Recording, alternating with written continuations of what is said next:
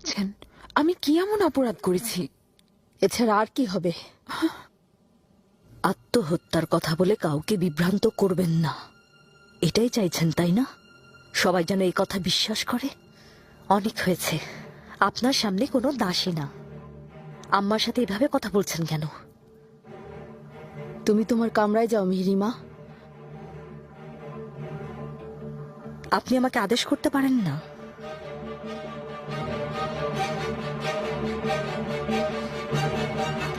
মিহিরিমা, কদিন আগে আপনি আম্মার সাথে কি করেছেন ভুলে গেছেন?